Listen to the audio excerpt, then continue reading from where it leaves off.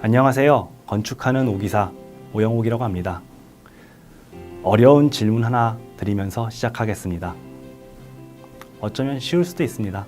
질문은 이겁니다. 건축은 예술일까요? 많은 분들께서 통념대로 건축은 예술이라고 답을 하실 수도 있습니다. 그리고 유럽 등지에서 만난 아름다운 건축을 떠올리실 수 있습니다. 그런데 어떤 분들은 건축은 예술이 아니라고 단언하실 수도 있습니다.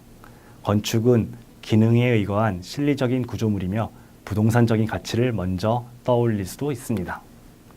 저는 여기서 건축이 예술이냐는 문제에 앞서서 건축의 가장 큰 속성 하나를 먼저 말씀드리고 싶습니다. 건축의 가장 큰 특징은 정답이 없다는 점입니다. 우리는 항상 정답을 찾는 것에 익숙해졌습니다. 그런데 건축에서는 그게 통하지 않습니다. 쉽게 여러분들께서 생활하시는 집을 떠올려 보시면 좋을 것 같습니다. 어떤 집에서 어떻게 사는 것이 정답이라고 할 수는 없습니다. 싸게 분양을 받아서 높은 값에 되팔 수 있는 아파트가 마치 우리 사회의 정답처럼 인식되던 때도 있었습니다. 하지만 그 정답처럼 인식되던 방식도 저는 개인적으로 이제 30년 만에 종말을 맞았다고 생각합니다.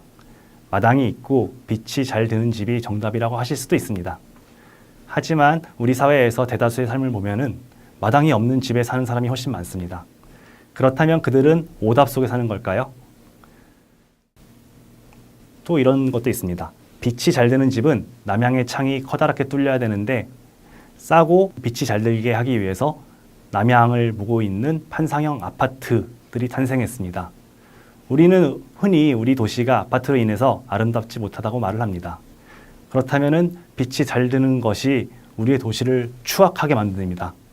그러면 또 그게 나쁜 게 아닐까요? 정답이 없다는 것.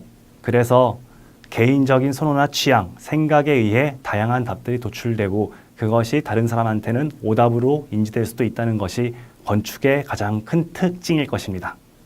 건축이 모두를 설득시킬 수는 없겠으나 최대한 많은 사람들에게 좋은 답이 될 수 있는 과정을 밟아가는 것이 지금 우리가 취해야 하는 자세인 면도 있다고 생각합니다. 예술이라는 단어에 대해서도 간단하게 다시 짚어볼 필요가 있습니다. 우리는 예술과 공학이라는 두 영역을 완전히 다른 것으로 판단합니다. 하지만 오랜 인류의 역사상 예술과 기술이라는 단어는 동서양을 막론하고 같은 의미로 인지됐습니다. 지금 우리가 단순하게 떠올렸을 때 예술과 기술 혹은 예술과 공학이 서로 다른 의미로 인식되는 건 아마도 현대사회의 특성일 것입니다. 그리고 그건 아마도 과거와 다르게 모든 인구가 신분, 계층 없이 예술의 향유자가 될 수가 있다는 근대화의 과정, 그리고 20세기 이후에 무한한 과학기술의 발전에서 연유됐을 것입니다. 즉, 예술과 기술이 서로의 영역을 확장시켜가면서 과거 한 몸이었던 특성이 서로 분리된 거죠. 과거의 건축물들은 예술 작품으로 봐도 무리가 없습니다. 오늘날 문화재라고 불리는 것들 말입니다. 유럽 기준으로 보았을 때 고대나 중세에서의 건축이란 권력이나 종교와 관련된 건물만을 의미했습니다. 일반 농노들이나 노예들이 사는 집은 건축이 아니었죠. 과거 권력이나 종교에 관련된 건축물은 지금에 비해 훨씬 더 많은 의미를 갖고 있었습니다. 그 자체로 힘에 대한 상징이 되고 책을 대신하는 텍스트가 되었습니다. 그렇기 때문에 당시의 건축은 예술이면서 동시에 기술인 종합예술로 작용할 수 있었습니다. 하지만 이제는 기성품인 변기 하나를 갖다 놔도 예술작품이 되는 시기입니다. 그리고 건축물조차도 공장에서 생산하듯이 싸고 빠르게 찍어냅니다. 이때 건축이 예술인가라는 질문에 대한 답은 조금 다를 수 있을 것입니다. 그리고 여기서 예술이라고 하면 현대적 관점으로 공학적인 측면을 어느 정도 배제한 개념입니다. 현대적 의미의 예술을 규정하는 여러 가지 방식이 있을 것입니다. 다만 개인적으로 간단하게 정의하자면 어떤 대상을 향유하는 자가 그것을 미적이나 감성적으로 받아들이고 그리고 마음이 움직일 때 예술적 속성이 그 대상에 있는 것으로 볼 수 있다고 생각합니다.